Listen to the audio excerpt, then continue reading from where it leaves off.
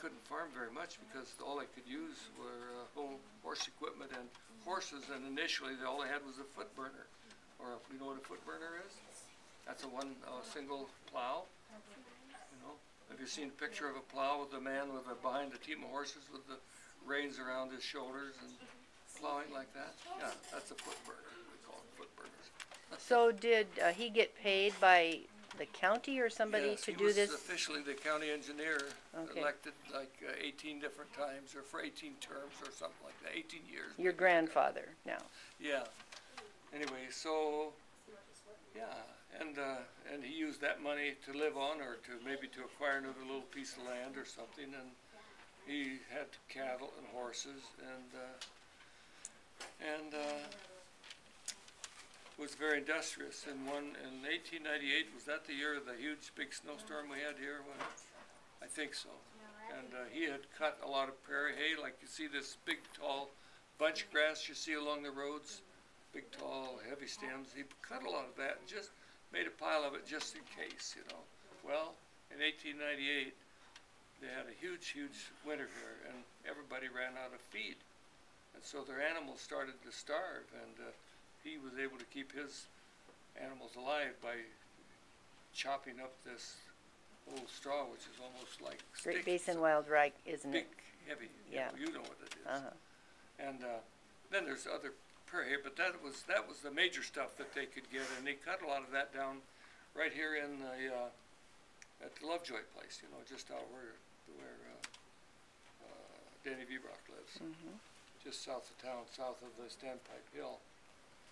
And then when was the house built that your children live in? At the ranch, that was built, I think, about 1912. Was that built by your father? No, by my grandfather. It was built by your grandfather as well.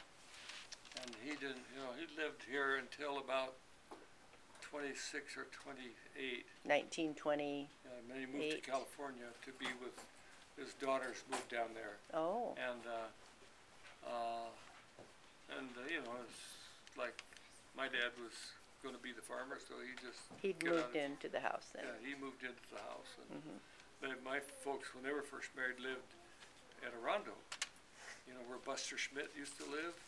I don't. Where the school, you know where the school is, and just toward the river from there is there used to be a white house sitting there. That was the house.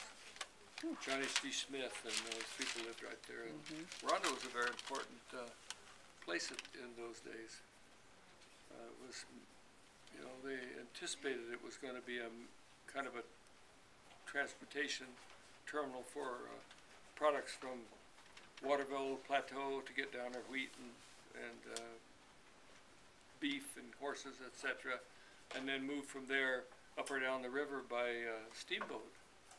And eventually they hoped to a railroad, and my grandfather took these chains right here, maybe this very chain, and surveyed a route from Waterville around the edge of Badger Mountain, past the ski hill, and around the edge of the mountain, all the way to Rock Island. You know where that is, where the dam is, Rock Island Dam? That was surveyed a railroad grade, and it had to be only you know, a 2% grade or whatever a railroad grade is.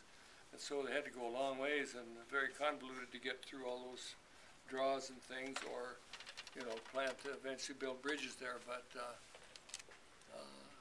never did come to fruition. It was too expensive, I guess, and when they got the highway in and found out they could haul things, and most of the stuff went by railroad the other direction, you know, to Coulee City, and we used to have a little railroad in Waterville. Did you know that? That behind her house is a big old building. Was the terminal, or the roundhouse, where they kept the engine